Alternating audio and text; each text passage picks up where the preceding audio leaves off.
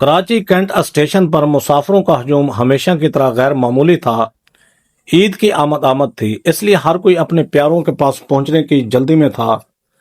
کلیوں کی چہکار، انجن کی سیٹیاں اور اپنوں سے ملنے کی بےتابی، اس سارے شور و غل میں بھی اپنی سیٹ پر آ کر بیٹھ گیا۔ ٹرین جیسے ہی کراچی سے ملتان کے لیے روانہ ہوئی، بوگی میں موجود مسافروں کے چہرے میرے سامنے واضح ہونے لگے۔ یہاں ہر چیز پر ایک الگ کہانی لکھی تھی۔ زیادہ تر مسافر وہ مزدور طبقہ تھا جو سارا سال کراچی کی تپتی دھوپ میں خون پسینہ بہا کر عید پر چند خوشیاں سمیٹنے اپنے آبائی شہروں کو لوٹ رہا تھا۔ کچھ لوگ ہنس رہے تھے، کچھ عید کے تحائف سنبھال رہے تھے، لیکن میرے بالکل سامنے والی سیٹ پر بیٹھا شخص ان سب سے مختلف تھا۔ وہ ایک ادھیڑ عمر کا آدمی تھا جس کے چہرے کی جھریاں اور مرجھایا ہوا رنگ کسی گہرے صدمے یا طویل بیماری کی داستان سنا رہا تھا۔ اچانک میں نے دیکھا کہ اس کی آنکھوں سے آنسو بہنے لگے اور وہ اپنے آنسوؤں کو چھپانے کی ناکام کوشش کر رہا تھا۔ اس کی بے بسی مجھ سے دیکھی نہ گئی۔ میں اپنی سیٹ سے اٹھا اور اس کے برابر میں جا کر بیٹھ گیا۔ بھائی جان، آپ پریشان لگ رہے ہیں، خیریت تو ہے نا؟ کوئی تکلیف ہے تو مجھے بتائیں، میں بھی ملتان ہی جا رہا ہوں۔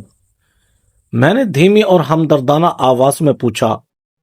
میری اتنی بات سننی تھی کہ اس کے ضبط کا بندھن ٹوٹ گیا اور وہ پھوٹ پھوٹ کر رونے لگا۔ اس کا پورا وجود کانپ رہا تھا۔ چند منٹ بعد جب اس کا سانس کچھ بحال ہوا تو اس نے سسکیاں لیتے ہوئے اپنی بپتا سنائی۔ بابو جی، میں لودھرا کے پاس ایک چھوٹے سے گاؤں کا رہنے والا ہوں۔ میری جوان بیٹی شدید بیمار ہے۔ اس کے علاج کے لیے میرے پاس پیسے نہیں تھے۔ آج سے 3 مہینے پہلے میں سب کچھ چھوڑ کر کراچی اس امید پر آیا تھا کہ مزدوری کے کچھ پیسے جمع کروں گا اور اپنی بچی کا علاج کرواؤں گا۔ 3 مہینے دن رات ایک کر کے میں نے کچھ رقم جوڑ بھی لی تھی، لیکن وہ دوبارہ رو پڑا۔ لیکن کیا ہوا بھائی؟ میں نے اس کا ہاتھ تھامتے ہوئے پوچھا۔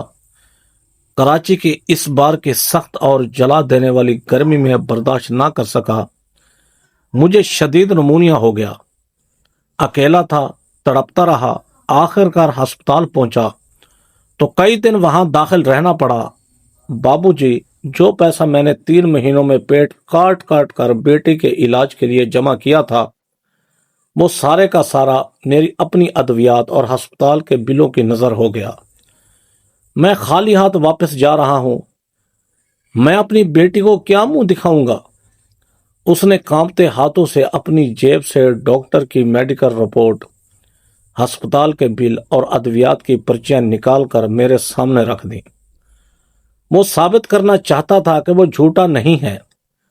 میں نے اس کی رپورٹیں واپس اس کی جیب میں ڈالیں اور کہا، بھائی جان، آپ کو یہ سب ثابت کرنے کی ضرورت نہیں ہے۔ آپ کا چہرہ اور آپ کی آنکھیں سچ بول رہی ہیں۔ آپ کافی بیمار رہے ہیں، لیکن آپ کو اب گھبرانے کی بالکل ضرورت نہیں ہے۔ اللہ بہت بڑا ہے۔ اسی وقت میرے ذہن میں لودھرا میں موجود اپنے ایک پرانے دوست کا خیال آیا، ڈاکٹر مزمل۔ وہ ایک انتہائی شفیق، رحم دل اور غریب پرور انسان تھے۔ میں نے فوراً اپنا موبائل نکالا اور ڈاکٹر مزمل کا نمبر گھمایا۔ خوش قسمتی سے انہوں نے پہلی بیل پر فون اٹھا لیا۔ میں نے سلام دعا کے بعد اس مجبور باپ کی ساری داستان غم ڈاکٹر مزمل کے گوش گزار کر دی۔ ڈاکٹر مزمل نے میری بات انتہائی توجہ سے سنی اور ان کے لہجے میں وہی پرانی ہمدردی تھی جو ہمیشہ ان کا طرز امتیاز رہی تھی۔ وہ بولے، تم بالکل فکر نہ کرو میرے بھائی، تم اس شخص کو میرے کلینک کا ایڈریس لکھ کر دو۔ وہ جیسے ہی لودھرا پہنچے سیدھا میری طرف آئے۔ اس کی بیٹی کا پورا علاج، ٹیسٹ اور ادویات سب میری طرف سے بالکل مفت ہوں گی۔ میری خوشی کی انتہا نہ رہی۔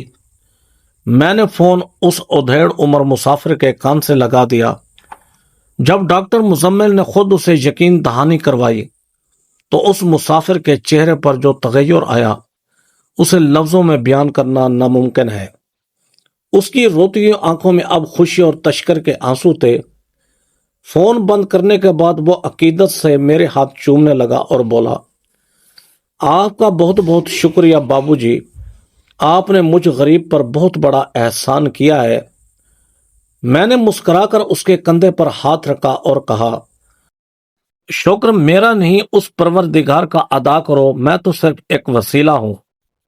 اللہ جب اپنے بندوں کی غیبی مدد کرنا چاہتا ہے تو کسی نہ کسی کو وسیلہ بنا دیتا ہے۔ حقیقت تو یہ ہے کہ وہی ذات سب کی کارساز ہے۔ اب اس شخص کے چہرے پر ایک طمانینت اور سکون تھا جس نے میرے دل کو بھی ایک عجیب سی تسکین بخش دی۔ ٹرین اپنی تیز رفتاری سے منزل کی طرف بڑھ رہی تھی اور مجھے لگ رہا تھا کہ سفر کا سب سے بڑا مقصد پورا ہو چکا ہے، لیکن میں اس بات سے بالکل بے خبر تھا کہ یہ تو صرف شروعات تھی۔ آگے حیدرآباد ریلوے اسٹیشن پر میرا ضمیر ایک اور بڑے امتحان کا منتظر تھا۔ لودھرا کے اس پریشان حال مسافر کے چہرے پر اطمینان کی لہر دیکھ کر میرا دل ایک سچی خوشی سے سرشار ہو چکا تھا۔ ٹرین سندھ کے سرسبز میدانوں کو چیرتی ہوئی آگے بڑھ رہی تھی اور اب باہر دھوپ کی شدت اپنے عروج پر پہنچ چکی تھی۔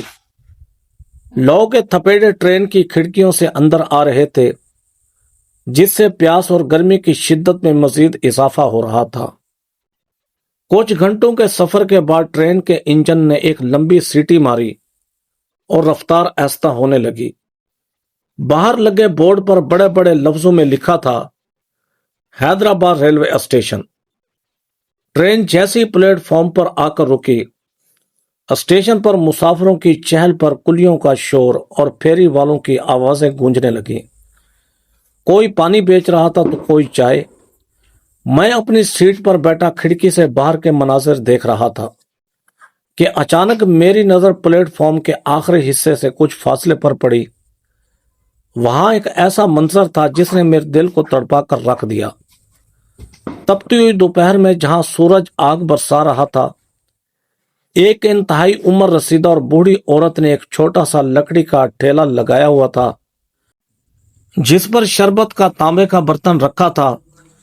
اس کے چہرے کی جھریاں اور سفید بال اس کی ضعیفی کا پتہ دے رہے تھے۔ وہ عورت آتے جاتے مسافروں کو دیکھ کر انتہائی نحیف اور لرزتی ہوئی آواز میں پکار رہی تھی، شربت پی لیں، ٹھنڈا شربت، صرف 50 روپے کا گلاس، کوئی شربت پی لیں۔ میں نے اپنی زندگی میں پہلی بار ایک ایسی عمر رسیدہ ماں کو اس کڑی دھوپ اور جھلسا دینے والی گرمی میں یوں اکیلے مزدوری کرتے دیکھا تھا۔ اس عمر میں تو ماؤں کو گھر کے ٹھنڈے کمرے میں آرام کرنا چاہیے جہاں ان کے بچے ان کی خدمت کریں۔ آخر کیا وجہ ہو سکتی ہے؟ کوئی نہ کوئی ایسی سخت مجبوری ضرور تھی جو اس ضعیف عورت کو اس عمر میں یہاں کھینچ لائی تھی۔ میں کافی دیر تک کھڑکی سے اس بوڑھی ماں کو دیکھتا رہا۔ اسٹیشن پر سینکڑوں مسافر اتر رہے تھے لیکن کوئی بھی اس کی طرف متوجہ نہیں ہو رہا تھا۔ لوگ اس کے ٹھیلے کے پاس سے گزرتے لیکن آگے جا کر بیکری کی دکانوں سے مہنگی اور نام نہاد برانڈز کی سافٹ ڈرنکس خرید لیتے۔ اس غریب اور بوڑھی ماں کے ٹھیلے کے پاس کوئی نہیں روک رہا تھا۔ تقریباً 15 سے 20 منٹ گزر چکے تھے، اس کی ایک تھیلے کی بکری نہیں ہوئی تھی اور اس کے چہرے پر مایوسی گہری ہوتی جا رہی تھی۔ میرا ضمیر مجھے ملامت کرنے لگا۔ میں تپتی ہوئی اس سیٹ پر زیادہ دیر نہ بیٹھ سکا۔ میں نے اپنے جوتے پہنے اور ٹرین سے نیچے پلیٹ فارم پر اتر آیا۔ تیز قدموں سے چلتا ہوا میں اس بوڑھی عورت کے ٹھیلے کے سامنے جا کر کھڑا ہو گیا۔ ماں جی، مجھے ایک گلاس شربت بنا دے، میں نے انتہائی احترام سے کہا۔ میری آواز سن کر اس نے چونک کر میری طرف دیکھا، جیسے اسے یقین نہ آیا ہو کہ کوئی اس کا گاہک بن کر آیا ہے۔ اس کی آنکھوں میں ایک دم ممنونیت کی چمک بھری۔ اس نے کانپتے ہاتھوں سے شربت کا گلاس تیار کیا اور میری طرف بڑھا دیا۔ میں نے شربت کا گلاس منہ سے لگایا۔ وہ واقعی بہت ٹھنڈا اور فرحت بخش تھا، لیکن اس شربت میں اس ماں کے خون پسینے کی مہک شامل تھی۔ شربت پینے کے بعد میں نے اپنی جیب میں ہاتھ ڈالا اور 5000 روپے کا ایک کڑک نوٹ نکالا۔ میں نے ادھر ادھر دیکھا اور چپکے سے وہ نوٹ اس کی لرزتی ہوئی ہتھیلی پر رکھ دیا اور اپنی مٹھی اس کے ہاتھ پر بند کر دی۔ ماں جی، باہر بہت سخت گرمی ہے، دھوپ آپ سے برداشت نہیں ہوگی۔ میری ماں نے تو آپ یہ پیسے رکھیں، اپنا ٹھیلا بند کریں اور اب اپنے گھر چلی جائیں۔ آج کے لیے یہ پیسے آپ کے اخراجات کے لیے کافی ہیں نا؟ میں نے دھیمی آواز میں کہا تاکہ آس پاس کے لوگ نہ سنیں۔ اس بوڑھی عورت نے اپنی ہتھیلی کھولی اور 5,000 کا نوٹ دیکھا۔ اس کی آنکھیں پھٹی کی پھٹی رہ گئیں۔ وہ کبھی نوٹ کو دیکھتی اور کبھی میرے چہرے کو، پھر اس نے شکر گزار اور عقیدت بھری نظروں سے میری طرف دیکھا۔ اس کی آنکھوں سے 2 موٹے موٹے آنسو ٹپک کر اس کے گالوں پر بہہ نکلے۔ اس نے اپنے پرانے پیوند لگے دوپٹے کے پلو سے اپنے آنسو صاف کیے اور ایک ایسی بات کہی جس نے مجھے حیرت کے سمندر میں ڈبو دیا۔ بیٹا، تو بہت اچھا ہے، اللہ تجھے ہمیشہ سلامت رکھے۔ تو نے میری بہت بڑی مدد کی ہے، اس کے لیے تیرا بہت بہت شکریہ۔ لیکن بیٹا، میں شام سے پہلے گھر واپس نہیں جا سکتی۔ میں نے حیرت سے پوچھا، کیوں ماں جی؟ اتنی سخت گرمی ہے، پیسے بھی آپ کو مل گئے ہیں، پھر ایسی کیا مجبوری ہے کہ آپ گھر نہیں جا سکتی؟ پہلے تو وہ ہچکچائی، اس نے اپنا سر جھکا لیا اور کچھ کہنے سے گریز کرنے لگی، جیسے وہ کوئی گہرا راز چھپا رہی ہو۔ لیکن جب میں نے دوبارہ اصرار کیا اور اس کا ہاتھ تھام کر کہا کہ ماں جی، میں آپ کے بیٹے جیسا ہوں، مجھے بتائیں، تو وہ اپنے جذبات پر قابو نہ رکھ سکی۔ وہ پھوٹ پھوٹ کر رو پڑی اور روتے ہوئے جو حقیقت اس نے بیان کی، اس نے میرے رونگٹے کھڑے کر دیے۔ بیٹا، یہ میرے سگے بیٹے کا حکم ہے، میں شام 7 بجے سے پہلے کسی صورت گھر کے اندر قدم نہیں رکھ سکتی۔ وہ مجھے صبح صبح اندھیرے میں ہی گھر سے نکال دیتا ہے۔ سارا دن مجھے اسی طرح ریلوے اسٹیشن پر شربت بیچنا پڑتا ہے۔ مغرب کی آذان ہونے کے بعد ہی مجھے گھر واپس آنے کی اجازت ملتی ہے۔ اس سے پہلے اگر میں گئی تو وہ مجھے گھر میں نہیں گھسنے دیتا۔ اس نے ایک لمبی آہ بھری اور سسکیاں لیتے ہوئے آگے کہا، جس طرح میرا بیٹا میرے ساتھ یہ درندگی اور سلوک کر رہا ہے، کئی بار میرے دل میں خیال آیا کہ سامنے جو چلتی ہوئی ٹرین آ رہی ہے، اس کے نیچے آ کر اپنی زندگی ہی ختم کر دوں۔ اس روز روز کے ذلت اور عذاب سے نجات پالوں ہمیشہ کے لیے۔ لیکن بیٹا، میں بہت کمزور ہوں، مجھ میں اتنی ہمت نہیں ہے کہ میں اپنی جان خود لے سکوں، میں خودکشی بھی نہیں کر سکتی۔ بوڑھی ماں کی یہ باتیں میرے دل پر تیر بن کر لگیں۔ میرے اندر غصے کی ایک ایسی لہر دوڑی کہ میرا پورا جسم کانپنے لگا۔ کوئی سگا بیٹا اپنی بوڑھی ماں کے ساتھ ایسا سلوک کیسے کر سکتا ہے؟ وہ انسان ہے یا کوئی درندہ؟ میں نے فوراً فیصلہ کیا۔ میں نے بوڑھی ماں کا ہاتھ پکڑا اور کہا، ماں جی، اب آپ یہاں 1 منٹ بھی نہیں رکیں گی، آپ میرے ساتھ چلیں۔ میں ابھی آپ کے ساتھ آپ کے گھر جاؤں گا اور آپ کے اس بیٹے سے ملنا چاہتا ہوں کہ وہ کس مٹی کا بنا ہوا ہے۔ زہرا بی بی، وہ ٹھیلے والی بزرگ خاتون، خوف زدہ ہو گئیں اور انہوں نے پیچھے ہٹتے ہوئے مجھے منع کرنا شروع کر دیا۔ نہیں بیٹا، ایسا مت کرو، تم مسافر ہو، تمہاری ٹرین چھوٹ جائے گی، تم اپنے گھر جاؤ۔ میرا بیٹا بہت خطرناک انسان ہے، وہ کسی کو نہیں بخشتا۔ میں تمہیں یہ سب نہیں بتانا چاہتی تھی، لیکن تمہاری ضد پر میں نے حقیقت بتا دی۔ تم اس کے معاملے میں مت پڑو۔ لیکن میرا ارادہ پکا ہو چکا تھا۔ میں نے ٹرین کی طرف دیکھا جہاں میرا سامان پڑا تھا، اور پھر اس بے بس ماں کی طرف دیکھا۔ میں نے اپنے دل میں کہا کہ اگر آج میں نے اس ماں کی مدد نہ کی اور ٹرین میں بیٹھ کر ملتان چلا گیا تو ساری زندگی میرا ضمیر مجھے ملامت کرتا رہے گا اور میں کبھی خود کو معاف نہیں کر پاؤں گا۔ ٹرین چھوٹتی ہے تو چھوٹ جائے، لیکن آج میں اس ظلم کے خلاف ضرور کھڑا ہوں گا۔ میں نے زہرا بی بی کا ٹھیلا وہیں اسٹیشن کے ایک کونے میں محفوظ کیا اور ان کا ہاتھ تھام کر اسٹیشن سے باہر آ گیا، اس عزم کے ساتھ کہ آج اس کے بیٹے کا سامنا کرنا ہے۔ میں نے ریلوے اسٹیشن کی پرواہ کیے بغیر زہرا بی بی کا ہاتھ تھاما اور اسٹیشن سے باہر آ گیا۔ تپتی ہوئی سڑک پر چلتے ہوئے زہرا بی بی بار بار مجھے روکنے کی کوشش کر رہی تھی۔ ان کے چہرے کا خوف واضح تھا، لیکن میرے سر پر اس وقت حق کا خون سوار تھا۔ میں نے فیصلہ کر لیا تھا کہ ٹرین چھوٹتی ہے تو چھوٹ جائے بے شک، لیکن اس ضعیف ماں کو اس عذاب سے نجات دلا کر رہوں گا۔ تقریباً 20 منٹ پیدل چلنے کے بعد ہم حیدرآباد کے ایک پرانے اور گنجان آباد محلے کی تنگ گلیوں میں داخل ہوئے۔ زہرا بی بی کے قدم بھاری ہو رہے تھے، جیسے وہ اپنے گھر نہیں بلکہ کسی قید خانے کی طرف جا رہی ہو۔ آخر کار وہ ایک بوسیدہ سے مکان کے سامنے رک گئی، جس کا لکڑی کا بڑا دروازہ بند تھا۔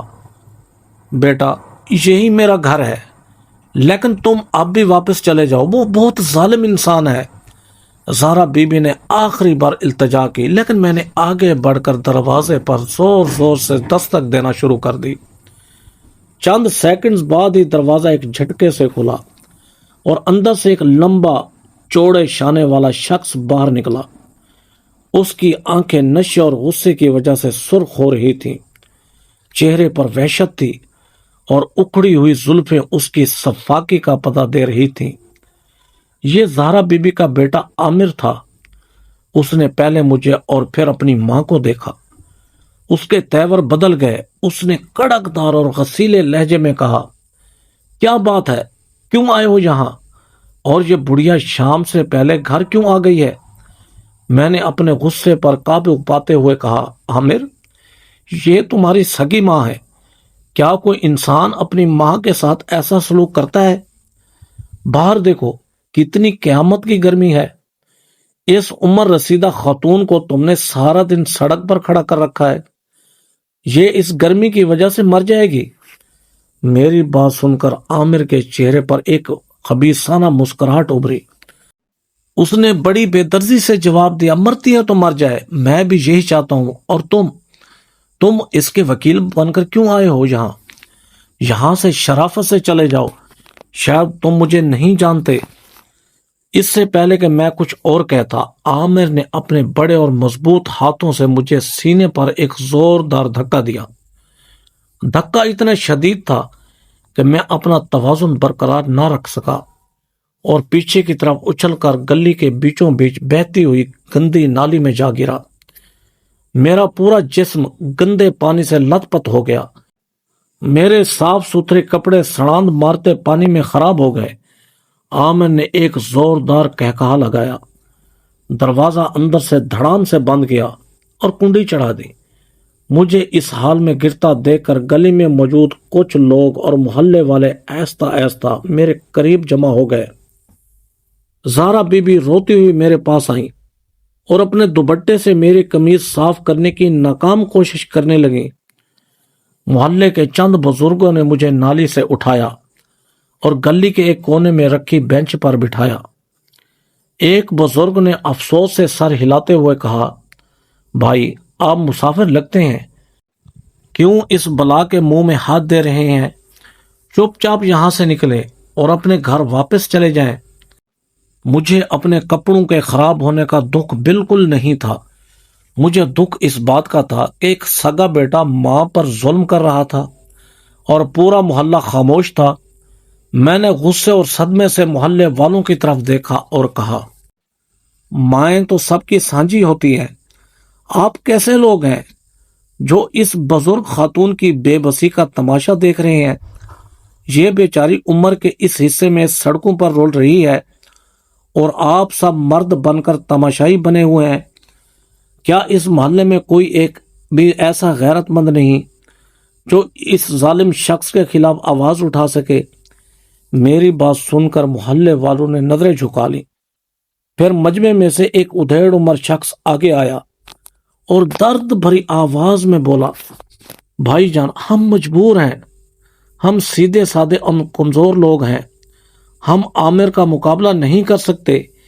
یہ انتہائی سفاک، بے رحم اور ظالم انسان ہے۔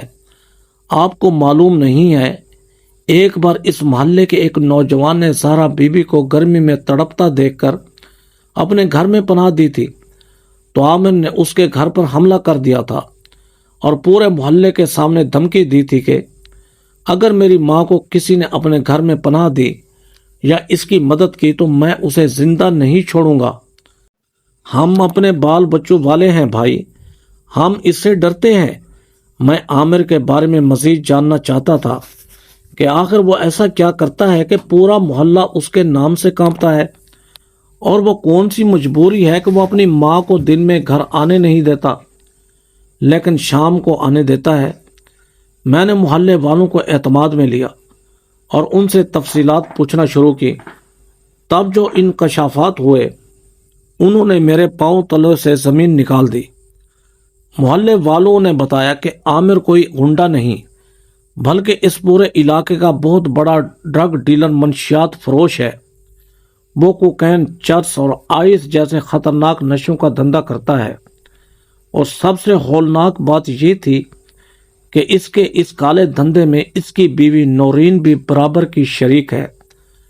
نورین کوئی عام عورت نہیں بلکہ وہ کیمیکلز کے ذریعے کوکین کو خالص اور تیز کرنے کا ہنر جانتی ہے، جس کی وجہ سے ان کا یہ کالا کاروبار بہت وسیع ہو چکا تھا اور وہ روزانہ لاکھوں روپے کما رہے تھے۔ ایک نوجوان نے بتایا، بھائی جان، عامر کے تعلقات بہت اوپر تک ہیں۔ اس کے گھر میں صبح سے لے کر شام تک شہر بھر کے بڑے بڑے گاہک اور اجنبی لوگ آتے ہیں جو نشہ خریدتے ہیں۔ عامر نہیں چاہتا کہ اس کی ماں گھر میں رہ کر ان گاہکوں کو دیکھے یا کسی کے سامنے اس کے اس دھندے کا پول کھولے، اسی لیے وہ اپنی ماں کو صبح اندھیرے ہی گھر سے نکال دیتا ہے تاکہ گھر کا میدان صاف رہے، اور شام کو جب گاہک آنا بند ہو جاتے ہیں تب ماں کو اندر آنے دیتا ہے۔ بزرگ نے بات آگے بڑھاتے ہوئے کہا، پہلے تو یہ مائی سارا دن گلیوں میں گھومتی رہتی تھی یا گھر کے باہر بیٹھی رہتی تھی، لیکن عامر کو ڈر تھا کہ یہ محلے والوں کو کچھ بتا نہ دے، اس لیے اس نے اسے مجبور کیا کہ وہ ریلوے اسٹیشن جائے، وہاں شربت کا ٹھیلا لگائے اور روزانہ کم از کم 1000 روپیہ کما کر لائے، تبھی اسے رات کو گھر میں روٹی اور پناہ ملے گی۔ وہ اپنی ماں کو گھر سے دور اور مصروف رکھنا چاہتا تھا تاکہ اس کا کالا دھندا سکون سے چل سکے۔ محلے والوں کی آنکھوں میں عامر کے لیے نفرت صاف دکھائی دے رہی تھی۔ انہوں نے روتے ہوئے بتایا کہ اس عامر کی وجہ سے محلے کے کئی ہنستے کھیلتے نوجوان نشئی بن چکے ہیں اور ان کا مستقبل تباہ ہو چکا ہے۔ پورا محلہ اس عذاب کے تلوے چاٹ رہا ہے اور چاہتا ہے کہ یہ یہاں سے چلا جائے، لیکن کوئی کچھ نہیں کر سکتا۔ تو آپ لوگ پولیس کے پاس کیوں نہیں جاتے؟ میں نے حیرت سے پوچھا۔ محلے دار نے مایوسی سے ہنستے ہوئے کہا، پولیس بھائی جان، ہم کئی بار پولیس اسٹیشن گئے ہیں لیکن وہاں کا انسپیکٹر عامر کے خلاف کوئی ایکشن نہیں لیتا کیونکہ عامر اسے بھاری رشوت دیتا ہے۔ حتیٰ کہ ہم نے شہر کے DPO تک رسائی حاصل کی لیکن وہاں سے بھی ہمیں مایوسی ہوئی، کوئی عامر کا بال بھی بھیگا نہیں کر سکا۔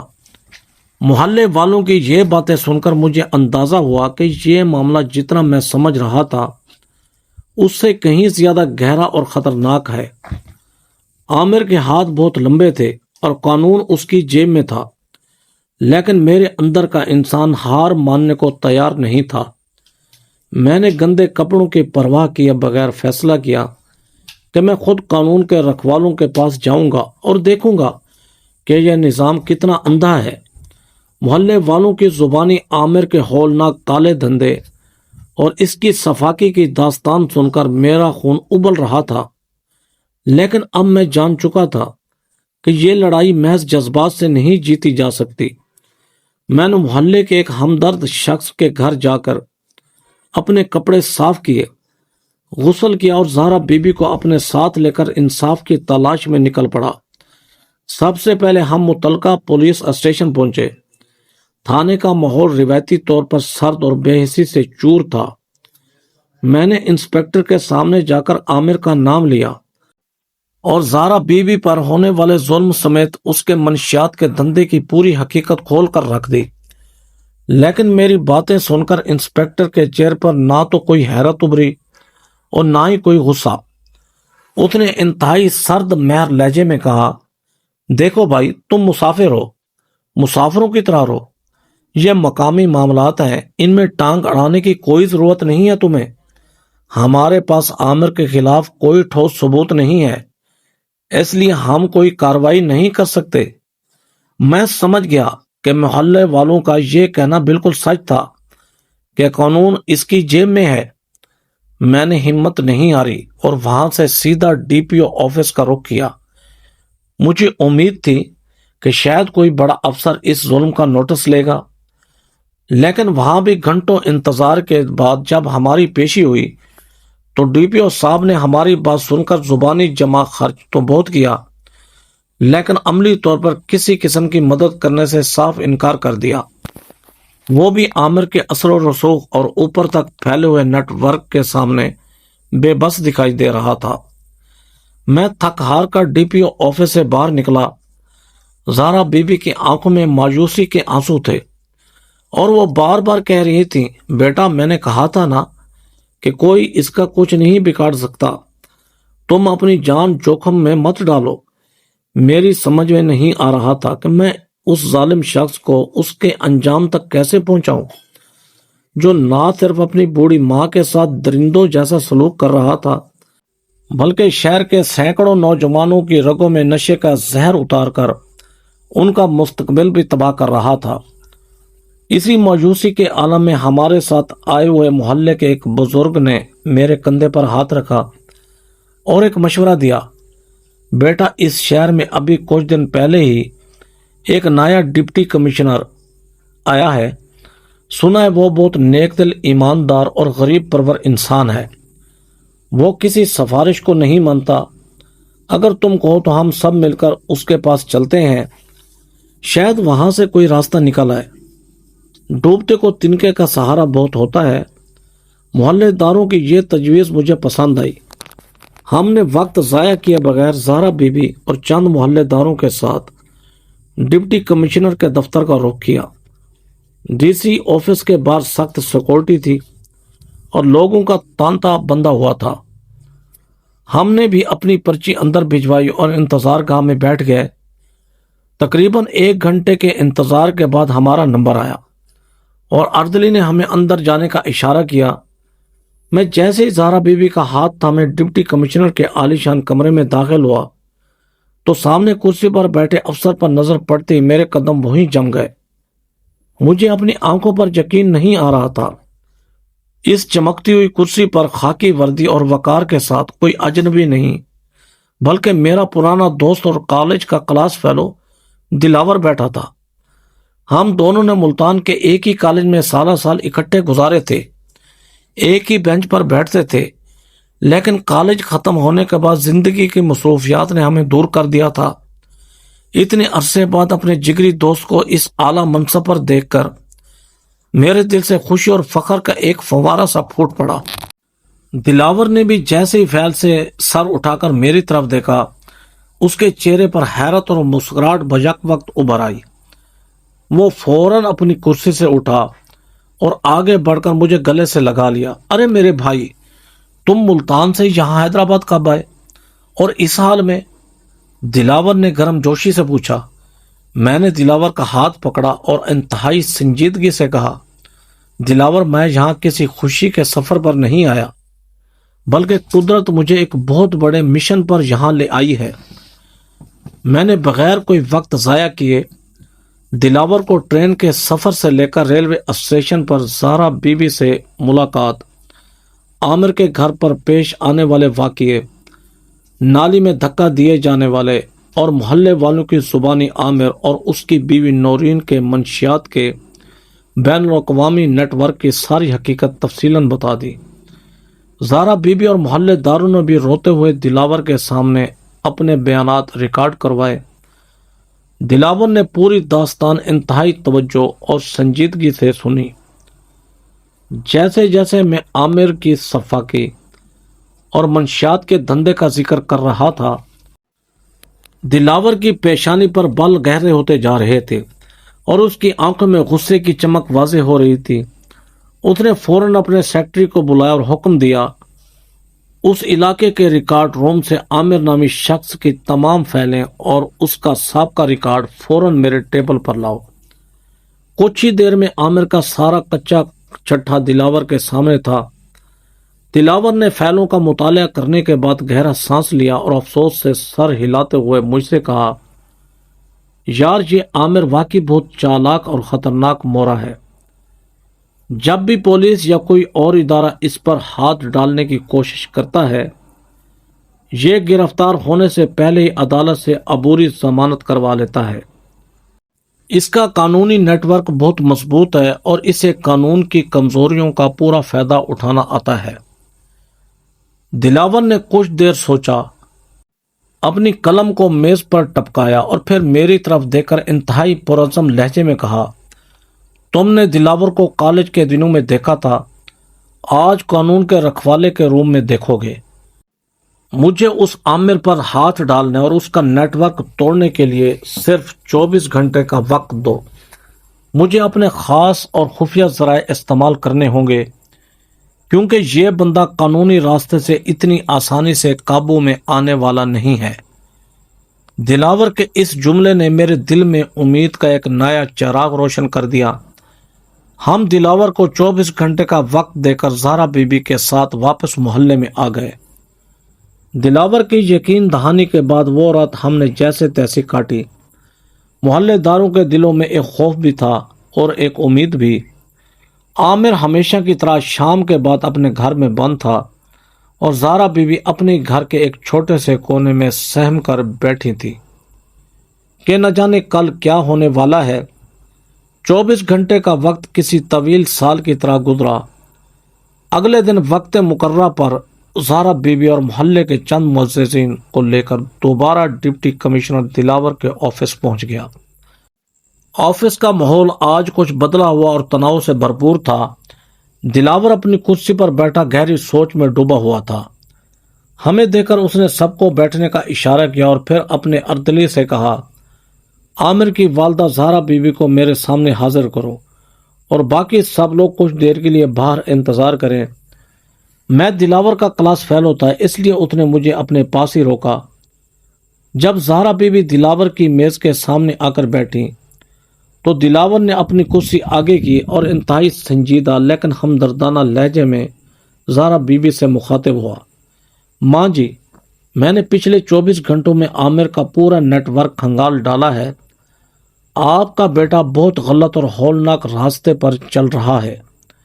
اگر ہم اسے روایتی طریقے سے قانون کے مطابق جیل میں بند بھی کر دیں تو کئی ایسے بڑے اور بااثر لوگ ہیں جو چند گھنٹوں میں اس کی ضمانت کروا کر اسے باہر لے آئیں گے۔ دلاور نے گہرا سانس لیا اور ایک ایسا انکشاف کیا جس نے میرے اور زہرا بی بی کے ہوش اڑا دیے۔ ماں جی، سچ تو یہ ہے کہ میں گزشتہ رات خود سول کپڑوں میں بغیر کسی پروٹوکول کے عامر کے پاس گیا تھا۔ میں نے اسے ذاتی طور پر سمجھانے اور وارننگ دینے کی کوشش کی تھی کہ وہ یہ کالا دھندا بند کر دے اور آپ پر ظلم کرنا چھوڑ دے، لیکن وہ اتنا مغرور اور چالاک انسان ہے کہ اس نے مسکرا کر مجھ سے کہا، ڈپٹی صاحب، آپ میرا کچھ نہیں بگاڑ سکتے۔ آپ کا قانون میری جیب میں ہے اور میری پہنچ آپ کی سوچ سے بھی اوپر ہے۔ دلاور کے چہرے پر غصے کی سرخ لہر دوڑ گئی۔ وہ آگے بولا، میری موجودگی میں ہی اس نے اپنے موبائل سے اس ڈویژن کے سب سے بڑے افسر یعنی کمشنر صاحب کو کال ملائی، پھر فون میری طرف بڑھا کر بولا، ڈپٹی صاحب ذرا اپنے باس سے بات کر لیں۔ میں حیران رہ گیا کہ اس معمولی منشیات فروش کے پاس کمشنر کا پرسنل نمبر کیسے آیا۔ فون پر کمشنر نے مجھے سخت لہجے میں منع کیا اور حکم دیا کہ عامر کے خلاف کسی قسم کی کوئی کارروائی نہیں ہونی چاہیے، ورنہ میری نوکری خطرے میں پڑ سکتی ہے۔ میں نے تڑپ کر پوچھا، دلاور، تو کیا اب کمشنر کے دباؤ میں ہم اس ظالم کو چھوڑ دیں گے؟ دلاور کی آنکھوں میں ایک عجیب سی چمک ابھری۔ اس نے میز پر ہاتھ مارتے ہوئے کہا، ہرگز نہیں، دلاور بکنے والا افسر نہیں ہے۔ میں نے کمشنر کی وہ پوری کال اپنے فون میں ریکارڈ کر لی ہے اور میں یہ آڈیو ریکارڈنگ اور عامر کا سارا چٹھا براہ راست اعلیٰ حکام، وزیر اعلیٰ اور آئی جی کو بھیجوں گا تاکہ کمشنر کا اصل چہرہ سامنے آئے، لیکن اس قانونی اور سیاسی کارروائی میں مہینوں لگ سکتے ہیں اور تب تک عامر اس شہر کے کئی اور نوجوانوں کو موت کے منہ میں دھکیل چکا ہوگا۔ اس لیے میں نے فیصلہ کیا ہے کہ میں اپنے شہر کو اس گندگی سے پاک کرنے کے لیے نجی طریقہ کار استعمال کروں گا۔ نجی طریقہ کار؟ وہ کیا دلاور؟ میں نے چونک کر پوچھا۔ دلاور نے زہرا بی بی کی طرف دیکھا اور آہستہ سے کہا، ماں جی، میں اپنے کچھ بھروسہ مند بندوں کے ذریعے عامر اور اس کی بیوی نورین کو اغوا کروانے والا ہوں۔ اس کے بعد عامر یا اس کی بیوی کبھی اس شہر میں نظر نہیں آئیں گے۔ انہیں ایسی جگہ منتقل کر دیا جائے گا جہاں سے وہ کبھی واپس نہیں آ سکیں گے۔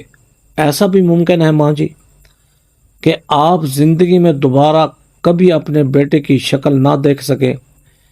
یہ سن کر زہرا بی بی کا کانپتا ہوا وجود جیسے پتھر کا ہو گیا۔ وہ ڈپٹی کمشنر کا اشارہ اور انجام کی ہولناکی اچھی طرح سمجھ چکی تھی۔ بیٹا کتنا ہی ظالم اور شفاق کیوں نہ ہو، ماں کا دل تو آخر ماں کا دل ہوتا ہے۔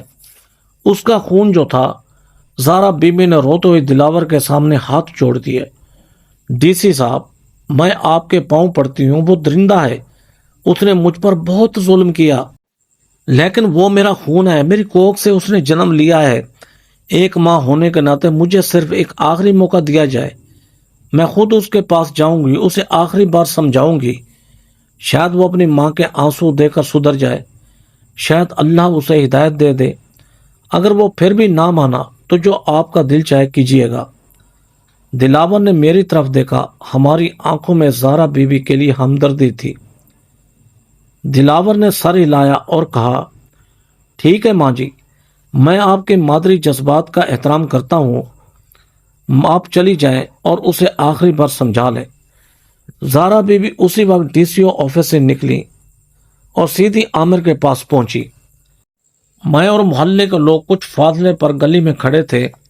زہرا بی بی نے روتے ہوئے گڑ گڑاتے ہوئے عامر کا ہاتھ پکڑنا چاہا، اسے خدا کا خوف دلایا، ڈپٹی کمشنر کے سخت تیوروں کے بارے میں بتایا اور التجا کی کہ بیٹا یہ کالا دھندا چھوڑ دو ورنہ تم برباد ہو جاؤ گے۔ لیکن عامر کے سر پر تو دولت اور طاقت کا نشہ سوار تھا۔ اس نے اپنی بوڑھی ماں کی تڑپ پر رحم کھانے کی بجائے غصے سے زہرا بی بی کو ایک زوردار دھکا دیا جس سے وہ زمین پر گر پڑی۔ عامر نے چلا کر کہا، بڑھیا، اس شہر کے بڑے بڑے افسر، کمشنر اور پولیس والے میرے تلوے چاٹتے ہیں، میرا کوئی کچھ نہیں بگاڑ سکتا۔ تو کون ہوتی ہے مجھے روکنے والی یا سمجھانے والی؟ یہاں سے دفع ہو جا اور شام سے پہلے مجھے اپنا منحوس چہرہ مت دکھانا۔ زہرا بی بی زمین سے اٹھی۔ ان کی آنکھوں میں اب ممتا کے آنسو نہیں بلکہ ایک مایوسی اور فیصلے کی گھڑی تھی۔ وہ سمجھ چکی تھی کہ عامر اب انسان نہیں ایک ناسور بن چکا ہے جسے کاٹنا ضروری ہے۔ وہ لرزتے قدموں سے واپس ڈی سی آفس آئیں۔ ان کا چہرہ سپاٹ تھا۔ انہوں نے دلاور کی طرف دیکھا اور بھاری آواز میں صرف اتنا کہا، ڈی سی صاحب، وہ نہیں سمجھے گا، اس کا دل پتھر ہو چکا ہے، اب آپ جو کرنا چاہتے ہیں کریں۔ دلاور نے زہرا بی بی کے اس جملے پر اثبات میں سر ہلایا اور اپنے موبائل پر کسی کو میسج ٹائپ کرنے لگا۔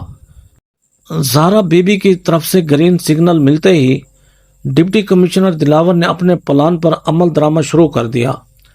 اگلی رات جب پورا شہر گہری نیند سو رہا تھا، کالے رنگ کی 3 بغیر نمبر پلیٹ والی گاڑیاں عامر کے گھر کے باہر آ کر رکی۔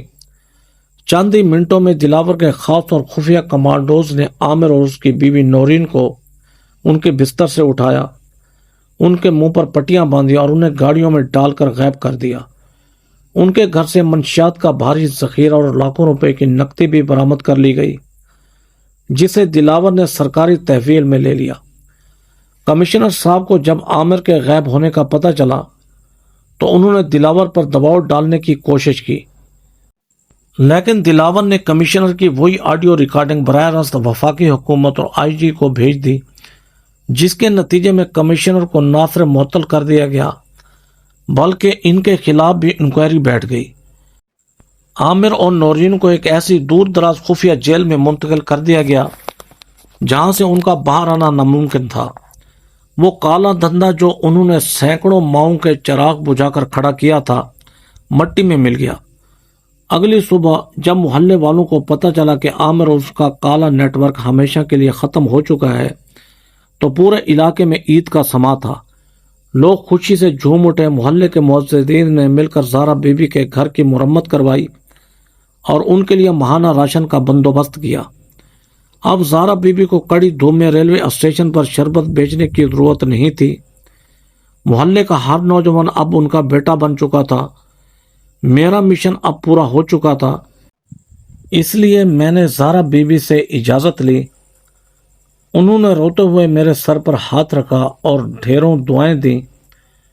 میں حیدرآباد کے اسی ریلوے اسٹیشن پر واپس آیا جہاں سے یہ سفر شروع ہوا تھا، لیکن اب میری روح پرسکون تھی اور میرا ضمیر مطمئن تھا۔